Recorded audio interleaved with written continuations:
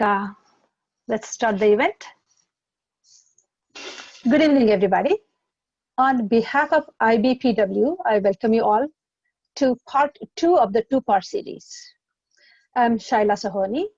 I will be moderating today's event, and I'll be talking to Anu Shukla. Today's discussion will be a question and answer format. I will be asking Anu a few questions, and if you have any questions, please type them in the Q&A area, and we will definitely address them. So let me give you a little bit of background on what this is. IBPW, which stands for Indian Business and Professional Women, it's a non-profit networking organization that promotes education, leadership, and self-development through seminars and workshops. The planning group for today's event consists of Deepika Lalwani and Shubhangi Vaidya. They both are IBPW executive directors, and myself.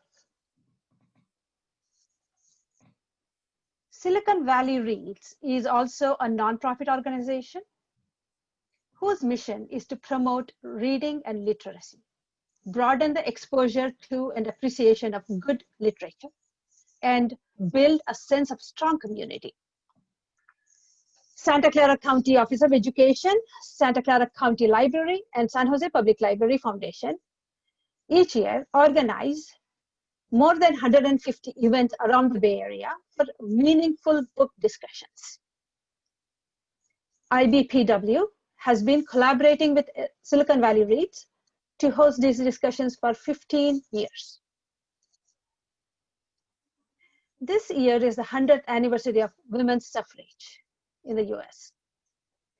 In celebration, Silicon Valley Reads chose the theme, Women Making It Happen, and has selected as its featured book, Alpha Girls, the women upstarts who took on Silicon Valley's male culture and made the deals of a lifetime, written by Julian Guthrie, formerly a Pulitzer-nominated journalist for the San Francisco Chronicle. Let me tell you a little bit about the book itself. The book talks about 4 women who rose to prominence in the male-dominated world of venture capitals in Silicon Valley. And they helped build some of the foremost companies of our time. They juggled work and family. They overcame unequal pay, betrayals, and sexist attitudes prevalent in Silicon Valley in those times. The 4 women are Magdalena Yesel. She came from Turkey to study electrical engineering in Stanford. She founded some of the first companies to commercialize internet access. And she helped Mark Benioff build Salesforce. Mary Jane Elmore, she came from Indiana to Stanford, and she went to venture capital firm IVP, where she was one of the first women in the US to make a partner. But only she got pulled back from the glass ceiling by expectations at home. Teresa Gao, overachieving first-generation Asian American. She helped land build companies including Facebook and Trulia. And Sonia Hoyle, she became the first woman investing partner at Menlo Ventures. She invested in McAfee, Hotmail, Acme Packet, and FI Networks. A personal crisis would turn her into an activist overnight, inspiring her to found an all-women's investment group and a national nonprofit for girls. South Asian community has our own Alpha Girls. 2 weeks back, we had one discussion. In part 1, we chatted with Vinita Gupta. Today, we have the pleasure of chatting with another Alpha Girl, Anu Shukla. Let me take a moment to introduce Anu. Anu Shukla is a serial entrepreneur who founded and exited several software companies, including fintech loyalty currency company RewardsPay, mobile ad tech and monetization player Tapjoy, e-commerce personalization company MyBuys, and early marketing automation pioneer rubric. She has successfully exited 2 startups with 600 million enterprise value. She serves as the CEO of RewardsPay and is a co-founder of and executive chair of Botco.ai, an emerging player in the application of AI/NLP to enterprise marketing automation use cases. She is also currently serving as a venture partner for Elevate VC. She has over 25 years experience and is an active angel investor, personally supporting and investing in women and minority-led enterprises. She serves on several nonprofit boards and has experience in SaaS, AdTech, MarTech, product companies. She's a graduate from St. Stephen's College and Youngstown State University, where she received an MBA and a doctorate. Anu Shukla served on the board of directors of Forum for Women Entrepreneurs and Executives, now called Watermark, International Museum of Women, India Community Center, and the advisory board for Levy School of Business, Santa Clara University. She was named to the computer industry Dream Team by Business 2.0 magazine in 2004, awarded YSU Distinguished Alumni Award in 2005, and the Entrepreneur of the Year by the Washington, D.C. based Dialogue on Diversity organization in 2005. Anu served as the commencement speaker and was awarded an honorary doctorate from her alma mater, YSU, in 2008. Welcome, Anu. Very impressive. Would you like to add anything to this before we jump into questions? Sure. Thank you for that lovely introduction, Shaila. It was very nice to be here, and I look forward to an interesting conversation. I think this is the third time I've spoken for some type of IBPW event.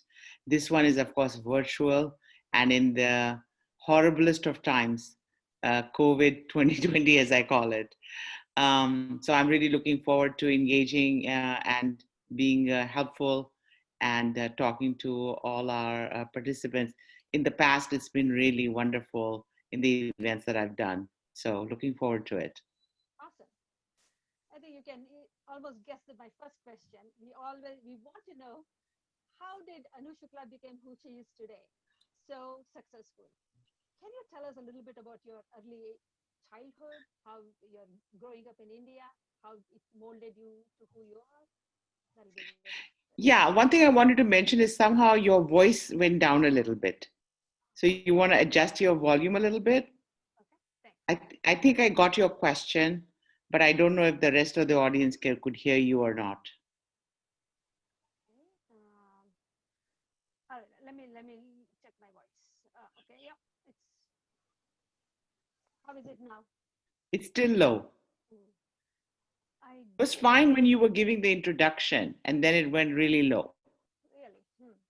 Yeah, maybe it's your headphone. I don't know. No, it is not my headphone. It's Can everybody else hear her? yeah.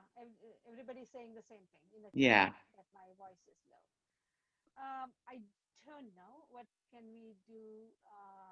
Oh, it could be because the recording started, and maybe that made it go low. Maybe, I don't know. I'm wondering. No, the recording was going on before. I see. I don't know. Okay, well, while you troubleshoot, maybe I can answer your question, right? Yes. So really, Sheila, in case can everybody hear me? Yes, everybody can hear me. Okay, so Sheila's question really was about my early childhood, basically, like what made you become the person you are? How did your childhood contribute to it? Tell us a little bit about your early days in India. So generally when people talk to other people, they say, skip the early childhood, just get to the point. But Sheila's different. She's really asking what motivated you. Um, so I guess it's all, I had a really wonderful family life. I was an army brat. You guys know what that's in India. That means every 3, 4 years you're moving. And so I got very used to moving and meeting new people. I went to the usual convent schools, and I really was very focused on having fun actually during my school years. And I remember my father, who was in the army, he told me every time I would stand, we used to actually have rankings in class. So he told me that if every time you come first, I'll give you 10 rupees.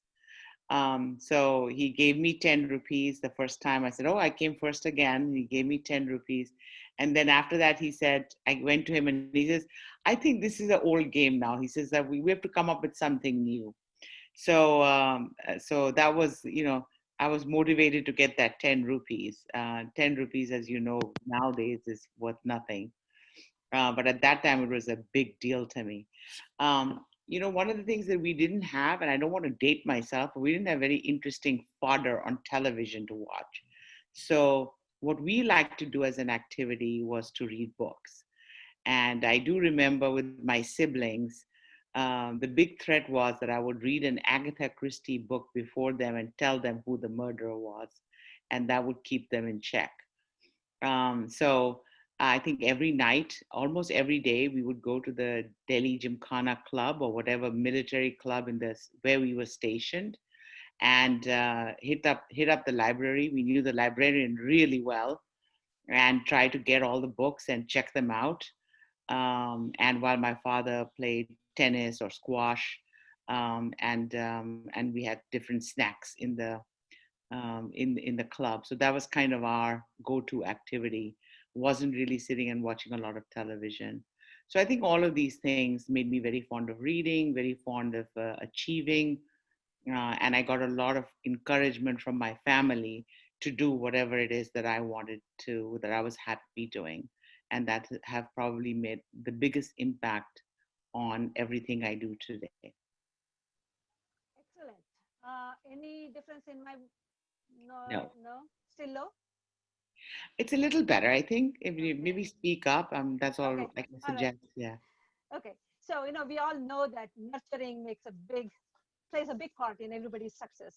And I think you just kind of proved it by saying how much, what kind of upbringing you had. That's excellent.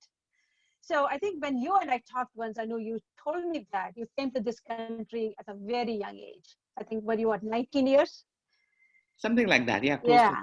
So that's a very impressionable age. So tell me how that young age, how did it, what events and people that molded you in a way that impressed you and made you who you are? Because at that age, you're so impressionable, you're probably like absorbing everything. What stands out for you? Well, I think when I came here, I actually just came for a visit. I was touring. My dad was in business at this point. He had left the army, and I came with him just to see New York. I'd never been out of the country, and I landed up in Youngstown, Ohio. People always wonder how. That's because I had family there, and I could stay with them, and they would take me when they were on break from their work. They would take me to see Washington D.C. and other places, and they suggested that I take one class in the university. At this point, I had been out of I graduated from St. Stephen's College in New Delhi. And so I took that one class, and it was with the head of the management department at the university at that time. And he was taking an undergraduate class in the summer. And I was very impressed with that class. I really enjoyed it. So I revived my interest in education, and also he liked my participation in class, so he made it possible for me to get a full ride scholarship into the MBA program. Wow. So of course I had to sit for my GMAT and everything else, but and he also gave me a job in the management department, an assistantship that kind of paid for my living expenses. And so that was, I think, a very big thing, meeting a professor who took so much interest and who had the ability to make it possible for me to, attend the university here and also do a job which I'd really not done. So I had done jobs before, but that was mostly for fun. Yeah. But this was like to actually live, right? Yeah. And so that made me very independent, and that was one of the big factors that I think that getting an interest back in education and working and taking care of myself. Okay. So that was a big break. And Yeah. so do you think of any events, any people that really kind of go back and say, yeah, these people made me think differently, do differently, or at least help me? Do you think of any of those things? Well, I think I got to do very interesting things. Like, first of all, I was working, so my professors would give me interesting projects to work on that really engaged me. Like, I remember one project that I did for my advertising marketing professor was to study hours and hours of TV commercials and note down everybody every time there was a verbal or non-verbal cue that was derogatory to women. Oh, wow. So I watched lots of commercials every time where women were doing the cleaning or expected to do the cooking or some comment was there. I had to note down every single one. I watched hours of commercials to do this because we were trying to see, is there an unconscious and conscious bias in the way women are treated, and is that showing up in our advertising? So that's what I was reading. So that was a very interesting project for me. I also got to teach my undergraduate courses for the undergraduate. So I taught a course called Intro to Business, which was accounting, finance, marketing, and management. And so I sort of learned how to interact with my students. People, told me later that I was very tough. I gave them a lot of work. So I got that. And then Dr. Havi, that's the management professor because of whom I got into the program, he was a big believer in positive reinforcement.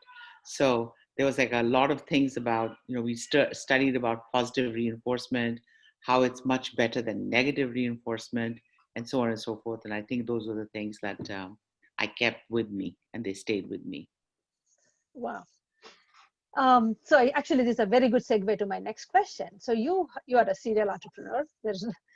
And you have started so many companies and you're still doing it. How do you get ideas? How do you develop in some concepts, and what would be the right thing to start and do a business in? Well, the first company I started was a company called Rubrik. It was one of the pioneers. So right now, I think marketing automation is a billions and billions of dollars worth industry. But when I started Rubrik, which was the first company I started, the idea was really this. I was a VP of marketing uh, for software companies for many years, and and I was considered quite successful. And that's why Business 2.0 wrote about me that saying, if you had a dream team in the industry, your VP of marketing should be this girl.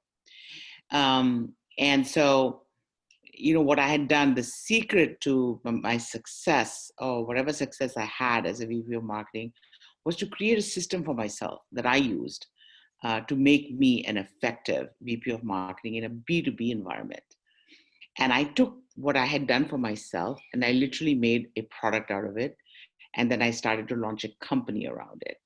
And that was Rubrik. And I was one of the first companies that did marketing automation. There's certain things, certain concepts that we introduced, such as now it's very common to hear people talk about drip marketing, about nurturing.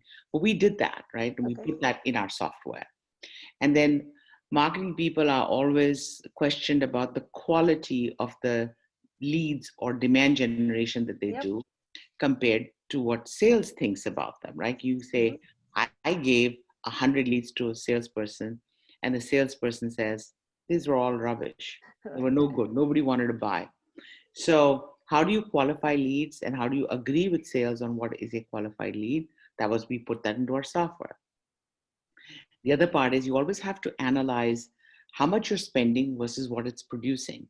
So, what is it producing in terms of a lead or a qualified inquiry or business for the company, and how much actually closes, right?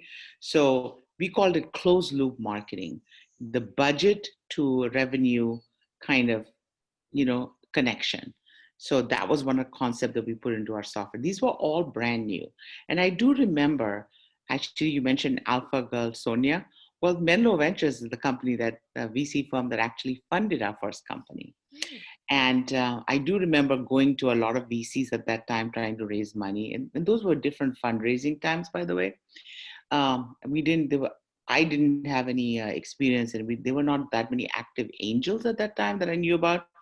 So we literally had an idea, an HTML prototype, and we were able to raise $6 million just on that. And my pitch really was that I've done this. If you check around, people know that I know my job, and I've taken what's made me successful and I've turned it into software. And I'm going to go sell that to people like me, other VPs of marketing for B2B companies. And I do remember going to a lot of venture capital firms at that time, and they always wondered, you know, marketing automation, is that an oxymoron?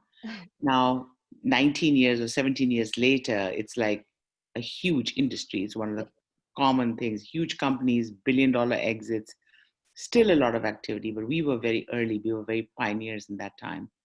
So that was how I got that idea. And generally, I've either experienced a pain myself, or I know of companies that have, and that's generally where the germ of an idea forms.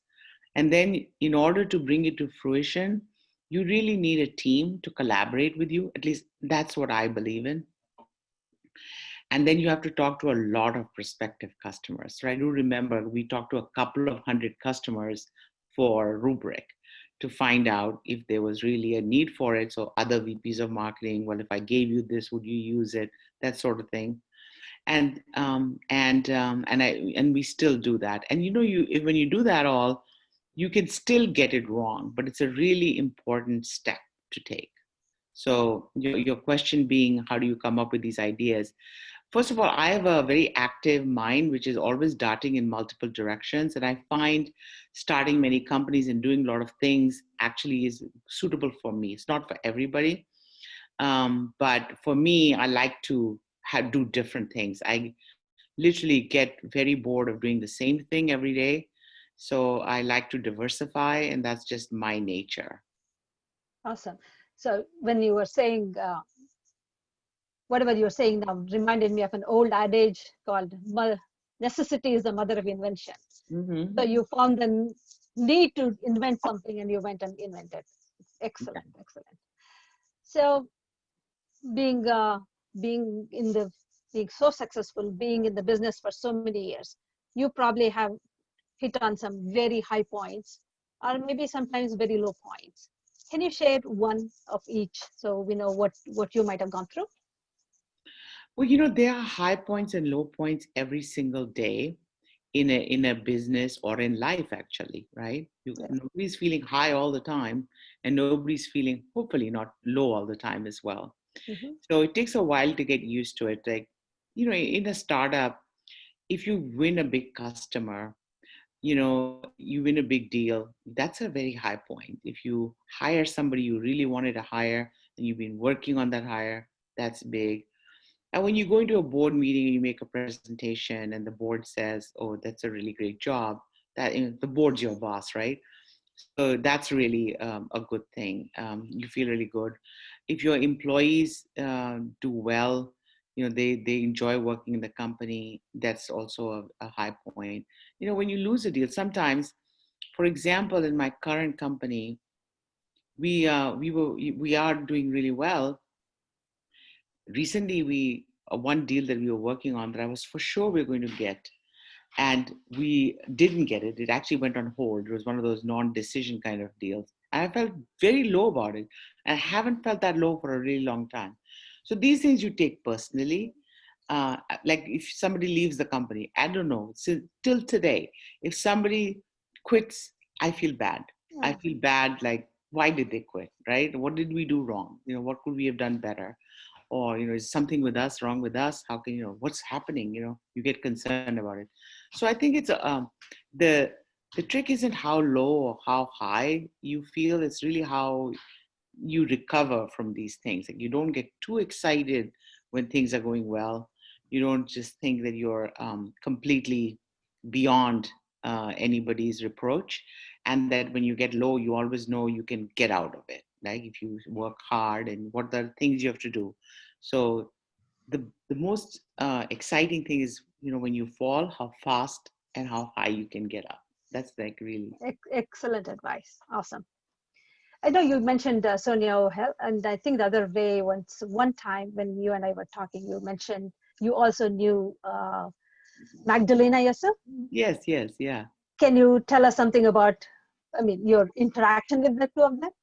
Yeah, well, Sonia was actually a partner at Menlo Yeah. when he funded us with Rubric. Okay. And although she was not the partner that was involved in our affair, in our venture, she was very much there at the general partners meeting. And she was a coach to me, really, to get she was a coach to us when we were approaching, along with some other people, Mark Siegel, for example, in helping us, make the right pitch to the partners and get through that thing. So she was very supportive. And of course, we were a successful exit, and so Menlo did well over there. Um, and then I met her at different industry events, I think one or two at least.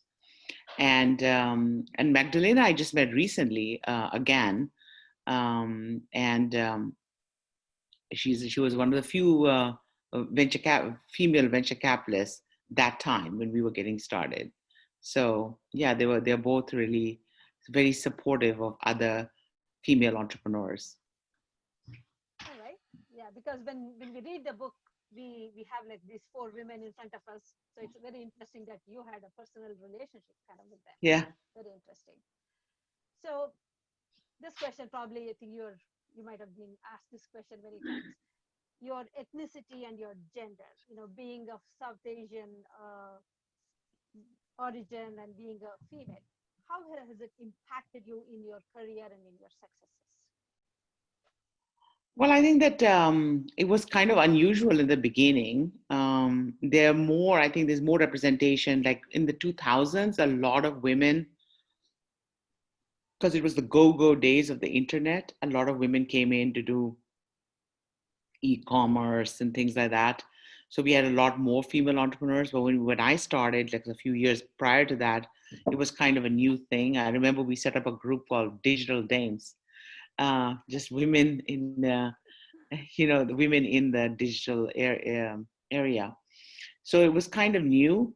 Of course, I didn't have any big networks with the financial communities and otherwise. So organizations like Watermark now, FWE at that time, or even our Digital Dames group was very important to get some networking going. So it was we were a bit new. I think and then it became really high, and then it went low again. But over the years, I haven't seen like a major change in the percentage of women that get funded, the percentage of women that get on boards.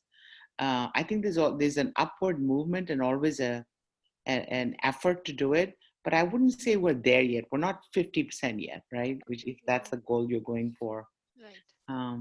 It's been up and down. Some years it's better, and some years I was like, oh, thank God we have these women CEOs that are CEOs of Fortune 500 companies, and then all of a sudden we have like the number goes down by half.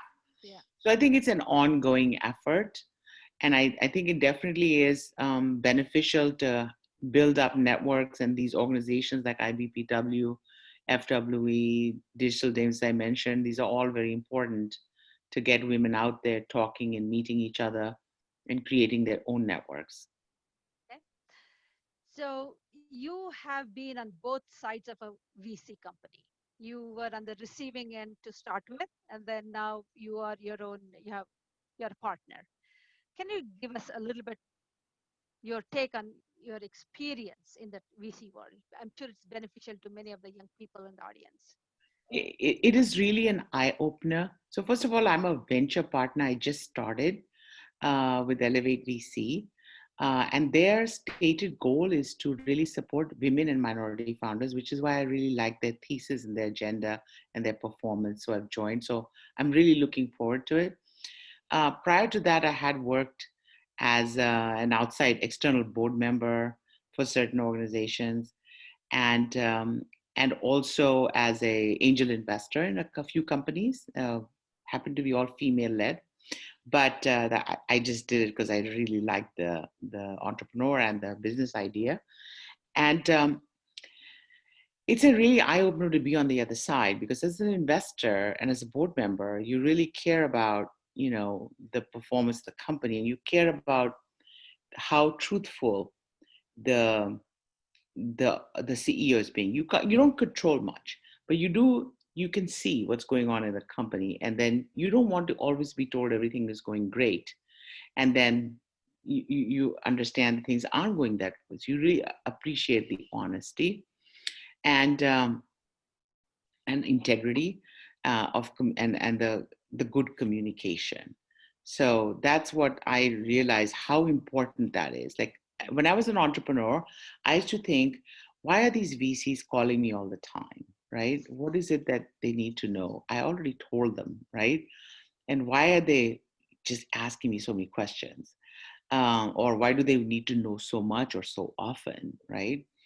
And those are the good VCs, the ones that call you, right? Because they are concerned about their investment and they want to help.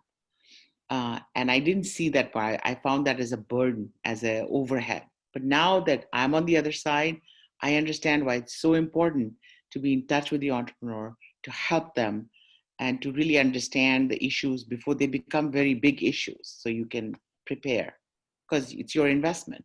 Right, right. So safe to say that you brought in the best practices of your being in the receiving end to now you're in the other end. So you're using Yeah, them. That's awesome. I guess that's where the experience plays a big role, right? yeah. Well, Um, experience, yeah. Experience is very helpful. who are your biggest mentors? Well, I mentioned the professor, the one Yeah, that got me started on this yeah, journey, right? yeah, yeah. I've also, through these organizations that I've participated in over the years, I've met a lot of other women entrepreneurs, and I think I've learned from all of them. I've also been lucky enough to work with great teams. And, prior to starting my first company, Rubric, I worked at a lot of companies that all went public or got acquired. So the teams that I worked with there were very important to me as well, and helped me. My family's been very supportive of me all throughout. So I would say that all the other female entrepreneurs and my team members are all, I think I've learned from all of them, and hopefully they have benefited from working with me. A lot, what I get really happy about is when I see like a product manager or a VP of products or marketing that I work with, that worked for me in my team as a member of my team, when they go on to be like really great CEOs, and I hear about it, I get really excited. I'm like, oh, maybe they learned something from me. So I've been getting some chats that my voice is not, it's too low. So when I ask a question, A little better. It's a little better is now. little better. Okay. Yeah. They say that if you could repeat it, that'll help them. Sure, I'll do that. I Mhm. will also take a pause for a minute and to tell people, if you have any questions, please type it in Q&A area so we can address them. Sorry.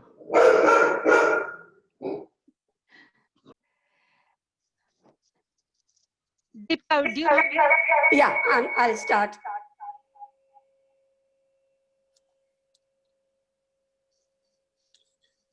Anu, that was part of your audience. Sorry, I muted myself because my dog suddenly decided to bark. Sorry. That's Zoom for you, right? Your Zoom meeting. Yeah. Okay. So, Anu, I have a question for you. Yeah. You've been speaker for IBPW many times, so these questions are familiar. One is job related and one is family related. So I'll Sure. start with the job. Breaking the glass ceiling. Why do we see more women in middle management but not in higher echelon? How Okay. do you, or what do you advise for breaking the glass ceiling? Well, I think there's some I agree with the observation that we're breaking, into middle management, but that's not me. Somebody, yeah, Deepika, you have to mute yourself. Okay, so I agree with the observation, but I think there are some regulatory, things that have happened. Like, for example, having half your board members be women, that has been, that is a regulation now in California.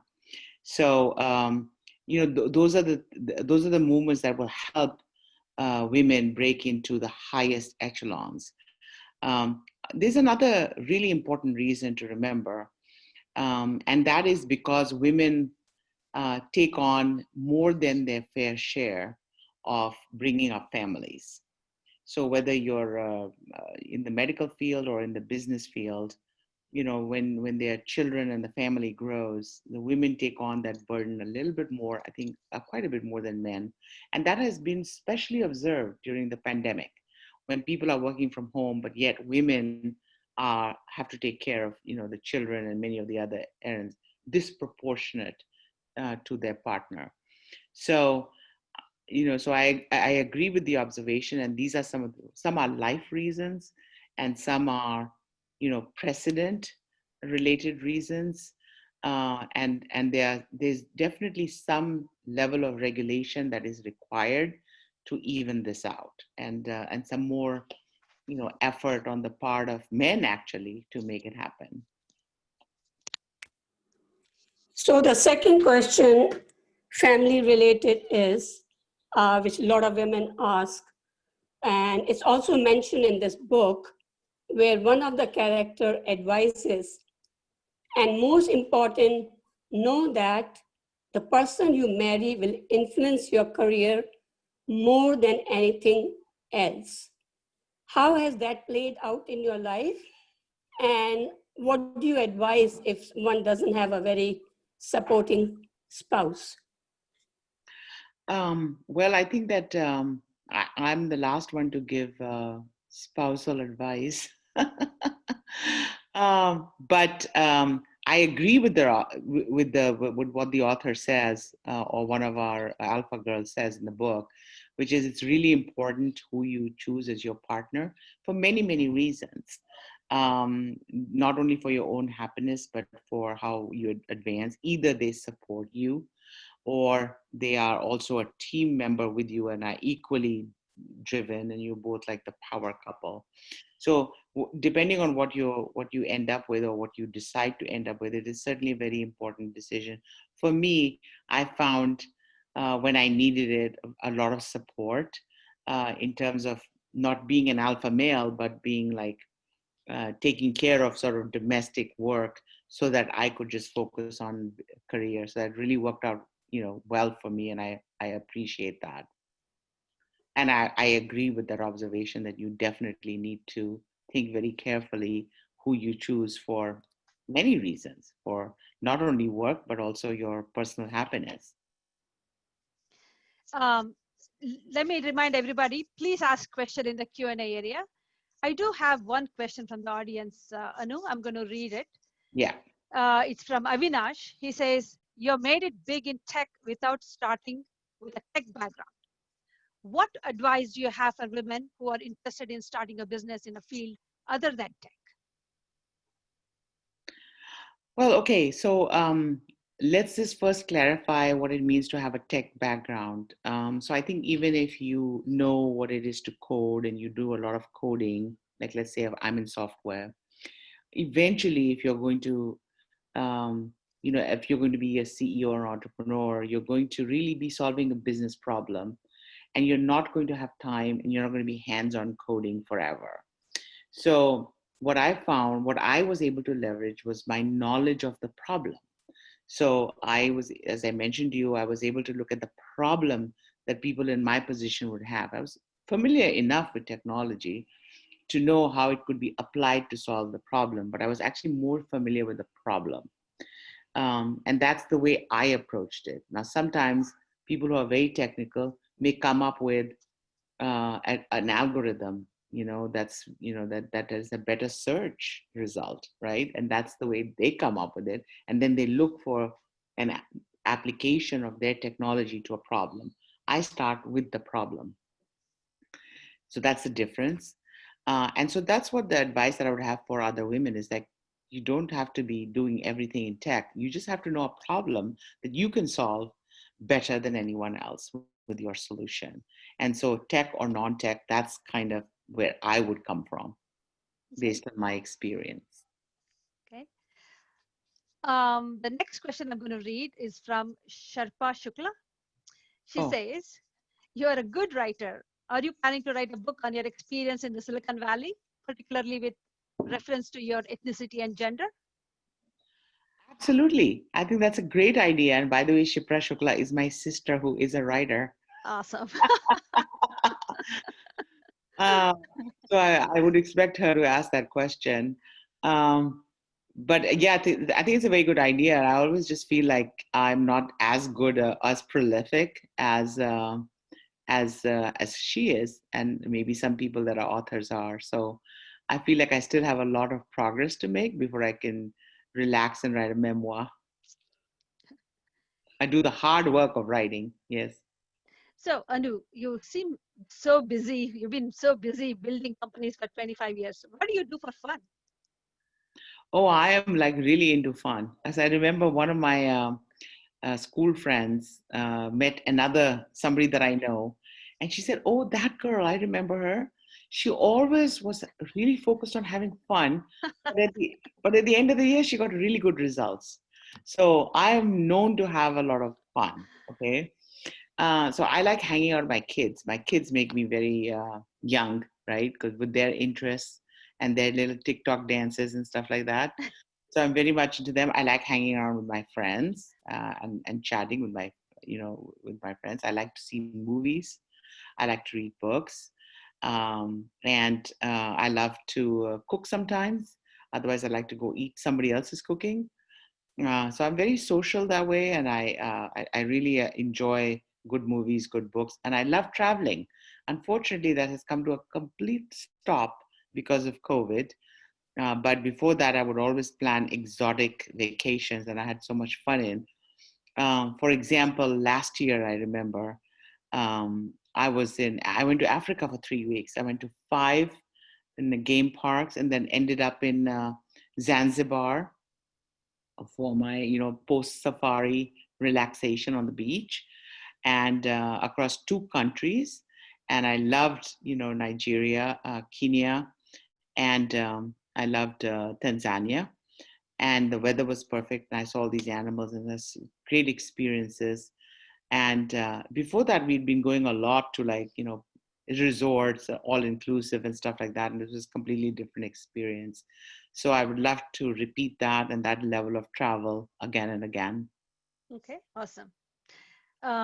There's a question from Pooja, who happens to be my daughter. Oh, She is asking, from the VC perspective, what are some emerging industries that are exciting to you right now?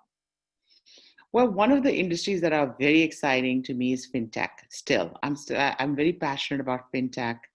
Um, as you know, I'm peripherally in that area through the loyalty currency company, the loyalty and virtual currency company. So there's a couple of my areas that I really like that are having a sort of a emergence right now because of COVID. So one is fintech. A lot of stuff is action going on in fintech, hugely funded area. So any kind of improve insurtech, improve banking, improve trading, improve money lending. Those are great areas. Second, I also love gaming. Okay, I love games. I like to play games, and it's one of my pastimes. And there's a huge resurgence in all kinds of gaming activity. So gaming monetization is one of the things I did with a company called Tapjoy, and it seems like it's having a resurgence and it needs something new. And so I think games are having a big comeback as well. And then of course my first love is always marketing automation, because my first company I did, it's what I do as a profession, and I appreciate it. So I think there's still a lot of room on applying artificial intelligence to marketing. And it's a whole new platform now with messaging and chat. And I find that there's a lot of room in that area as well for application of pure technology to solve common problems. Excellent. I see a question from Charu. What are some of your secrets to maintaining work-life balance? Oh, Liza, I think somebody else said it, but you can be a really good entrepreneur and you can be a really good mother. Just don't plan to do that on the same day. So, like everyone else who came before me, there is no such thing as work-life balance. You're just going to see, you know, you hopefully can control things to the point where you can focus on one and not neglect the other one too much. So it's always a balance. And oops. The other thing to do, I think, is as you get a little more secure in where you are, you learn to delegate a lot. So there's a lot of things that I delegate now that I would normally not. I was such a controlling person that I wouldn't normally control. I would try to control, but now I feel very comfortable in letting go of it. So if you can surround yourself with good people and they are all going towards the same goal, and then you can just have them do their own things, or take on more of the load, then you can make things better for you. If I was today the micromanager that I was 15 years ago or 20 years ago, I could never do the amount of things that I'm doing right now. I'm only able to do it because I work with good people that I really enjoy working with them, and that I'm able to have them take on this and run forward with it themselves. So delegation is probably big. Delegation, yeah, is key to scaling yourself. Yeah. Deepika, I think you have a question. Yeah. So Anu, in the current climate of politics and maybe in business, ethics have lost value. And in this book, Alpha Girls, there's a character on page 153, Andy, and he tells his employees, do the right thing. In every instance, do the right thing. He believed that creating a company was about creating good for all stakeholders. Your thoughts on that? I 100% agree with Andy. I don't know how companies and people lose their way. And sometimes they do it unwittingly. I myself have been a victim of that. But I have never for 1 second doubted that you have to do the right thing. You have to do the good thing every single time if you want to live with yourself and if you want to do well in the long term. So there's no doubt in my mind. It's absolutely black and white that you must always do the right thing. And you cannot build a company or a career or a reputation on on cheating and lying and ripping other people off. So I think I'm a strong believer in that, and I would encourage everybody to know that you will actually be much more successful if you take that approach. Thank you for that. I have a question from Tanya. Have you been associated with any biotech startup as an investor or board member? Would you consider that in case if that's not what you've been involved with? So basically biotech startups, that's what she's asking. I actually have dabbled. So again, I told you I have a very diverse interest. One of the things that I love to do is to read the latest things in JAMA. And I just love hearing about the latest technologies and breakthroughs of medicines and treatments and things like that, just as a fun hobby. I have never been involved in a biotech startup, but I have kept in touch with it. And I would very much like to expand my universe by being involved in biotech. I think it's a fascinating field. I know I've dealt with family illnesses where people close to me have become sick, and we have explored heavily. I've actually personally talked to like Stanford researchers, UC at MD Anderson about what are the latest in chemo or therapies for different diseases, um, and what are the breakthroughs and experimental things that they can try. And I'm very fascinated with this subject. It's very, very interesting. I have no expertise in it, but I try to keep abreast of it. And I think that for the right opportunity, I'd be very open to it. Excellent. So what is next for Anu Shukla? What are your, in 5 years, 10 years from, what are you thinking? Well, I mean, I just like the situation that I'm in right now, and hopefully I can keep that up for some time, which is I'm able to get involved with other entrepreneurs and help them get interesting ventures that I'm involved with off the ground and add value. And I'm able to also do my own, some of my own things. And I'm able to spend enough time with my family and my kids, especially as they say, dragging them across several continents for exciting experiences. Hopefully, I'll find some time to write that book that my sister mentioned, and hopefully, I'll be able to help out now as a venture partner. I can get my investing activities. I'd really like to get my investing activities going more and getting involved more in the next phase, which is being a tremendous investor. So you already kind of touched on that you are promoting women and, trying to do your part of it. What more needs to be done? Because as you mentioned yourself, over the 20 years, things haven't changed as it should have changed. What do you think we should be doing to make it even better? Well, I think that we have to get women now into investment, investing in other women and other minority founders, which is exactly why I was involved with the VC firm that I'm involved in. And I think that, entrepreneurs from these walks of lives need to be given the opportunity, given an unfair opportunity to get ahead. And that's what I'm working towards. And that's what it's going to take. Because like I said, all the good intentions so far haven't resulted in that big of a change. Yes. So you need regulation and you need money directed towards, underserved entrepreneur classes. Right. This book, Alpha Girls, spans across 20 years of the women, their career. But what you notice from the beginning to the end is things really did not change. Yeah. So yeah, it did not change. And there's some of our companies, like some big companies that have said, it is our goal to do this, to have, more hiring of women, more hiring of minorities. And then when you go to their records, like 5 years later, they haven't been able to really change that much. They still have the same makeup. So I think it's time to get, I'm sure we've made some inroads, but I think their work does not need to stop right now. Okay. So we have a lot of young girls, young women in the audience. What is your advice for them? Because they're all probably trying to go walk the same path you did and trying to do something on their own. What is your advice for them?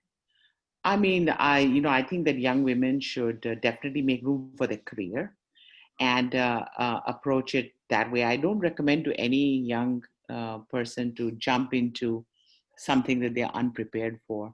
So some will need, like me, I also needed to work at other companies and to learn. But then I wasn't afraid to take my first entrepreneurial step when the timing felt right, and when I felt I had the right idea that I had confidence in. And same thing that I would advise young women and men today is to pursue their passions and not be afraid to take the risk when they feel the timing is right. Okay. I think Deepka, do you have a question? Yeah, Anu, this is a tongue-in-cheek question. The current climate, what's happening. Do you think having a VP at, as a women VP, that will also trigger down and make a difference in the business climate? I mean, having Kamala Harris as a VP. Well, I mean, it's great to have a major party and a ticket with a woman of color in that position. So I'm really all for it. Every time women can break through certain, prior conventions, it's a good thing. I think it will make a difference, and we just need more of it. Do you remember when the Canadian Prime Minister took over and his cabinet suddenly was 50% women? It does make a difference. It can happen. And this is the way it starts to happen. So I actually think that she's going to be she's from California. I actually know her. So I think she's going to be a tremendous vice president. I think she's going to make a big difference. Excellent. I think we answered all the questions. Are there any questions from the audience? Please type in Q&A.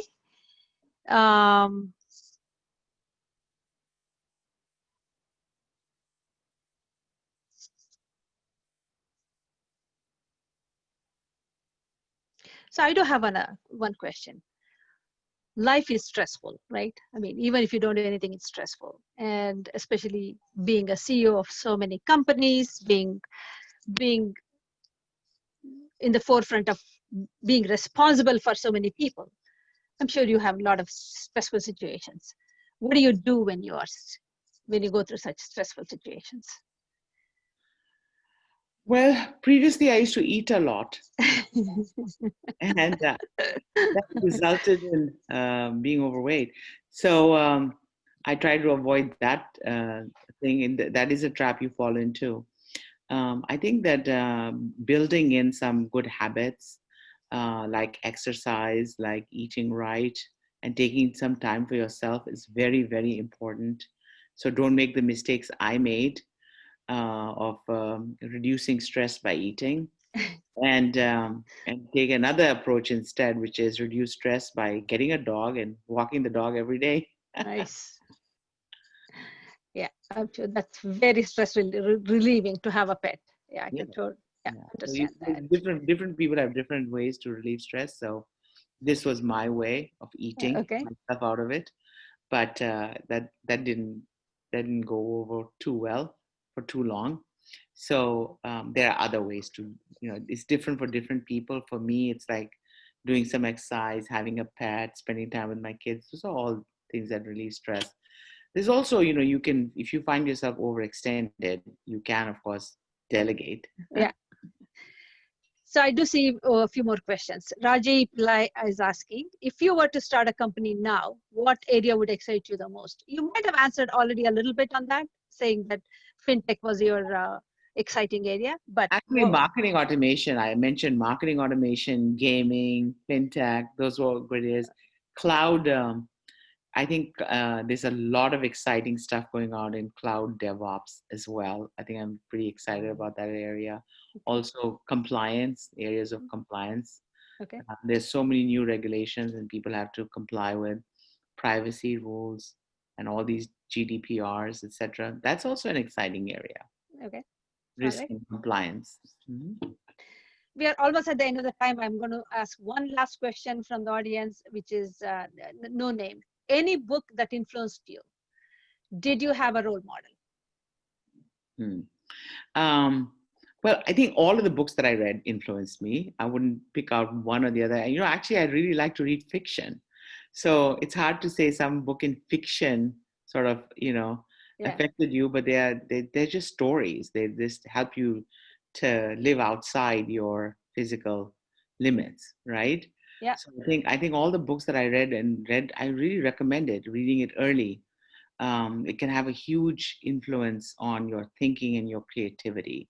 So I think those things are different. And then in terms of which people influence you. I mean, you just look around, and some people that you've never met could be such huge role models for you.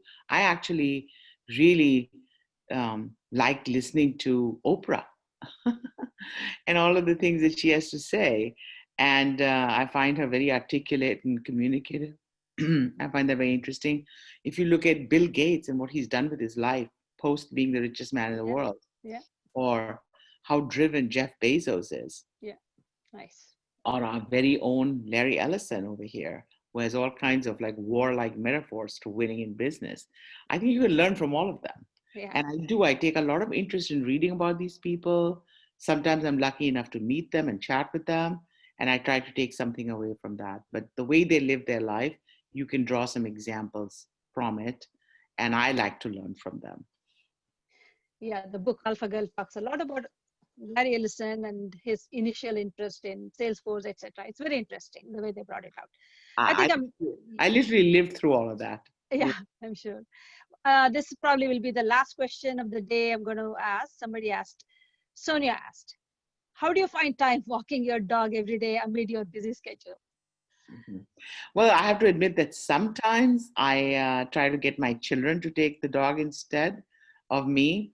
But most days I like, this is the one thing that I like to find out. Sometimes the walks are longer and sometimes the walks are a little bit shorter. But really, I take it upon myself, and I would say 90% of the time I take my dog for a walk. And it's really a good time for me because I just know I don't have a phone with me. I don't have anything with me. I just have the dog and myself, and we go on different trails. And I literally made it part of my life since I got the dog. And it's the best thing that I ever did. And so I would highly, highly recommend it.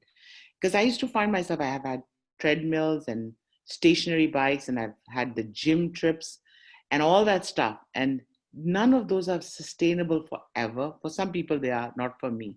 It's like, oh, I'm traveling today. I'm too tired to go to the gym. But just keeping it simple, like, okay, this is your dog, and this dog needs a walk, and okay, I'm going to have to take this dog for a walk. So actually, what I do is, because I want to go on interesting trails, is actually drive my dog. I'm the only person I think I know who drives my dog somewhere so that we can then walk. Yeah. So we only hope the air quality will get better soon, because Yeah. last week or so we haven't been able to step out with the air quality, but I'm sure it'll get better. So Anu Shukla, thank you very much for your time. I just want to also remind the audience that the video of today's event and last 2 weeks back event with Vinita Gupta will be posted in ibpw.net website, and there will be a synopsis. Please do visit that. We also have an interview that in 2018 Sonia did with you, Anu. That's also in the website for IBPW. Something nice to go back and see what you were saying 2 years back.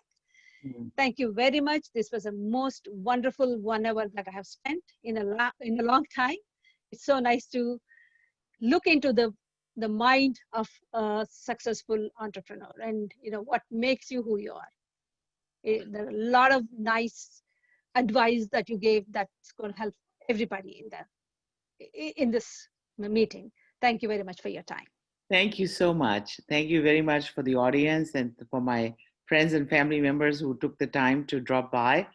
It was lovely to meet everybody, and good luck with all your endeavors. Thank you so much. Thank you. Bye-bye. Bye-bye.